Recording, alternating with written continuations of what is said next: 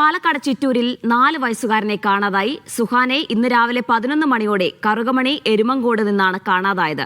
കുട്ടിക്കായി ചിറ്റൂർ പോലീസിന്റെ നേതൃത്വത്തിൽ വ്യാപക തിരച്ചിൽ ആരംഭിച്ചു. സാജിദ് അജ്മൽ ചേരുന്ന വിശദാംശങ്ങൾ നൽകാനായി. സാജിദ്, കുട്ടിയെപ്പറ്റി എന്തെങ്കിലും സൂചന ലഭിച്ചിട്ടുണ്ടോ? തിരച്ചിൽ ഇപ്പോഴും തുടരുകയാണോ?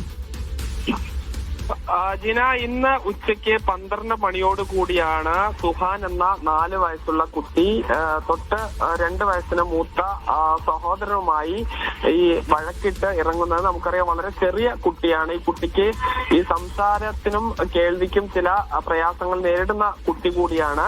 പിന്നീട് കുറച്ച് സമയത്തിന് ശേഷമാണ് വീട്ടുകാർ കുട്ടിയെ നോക്കുന്നത്. അപ്പോൾ ആദ്യം ഈ സഹോദരനുമായി വീട്ടിൽ TV കണ്ടിരിക്കുന്ന സമയത്താണ് ഈ വീട്ടിൽ നിന്ന് ഇറങ്ങിപ്പോകുന്നത്. പിന്നെ കുട്ടിയെ കാണാതാവുകയായിരുന്നു.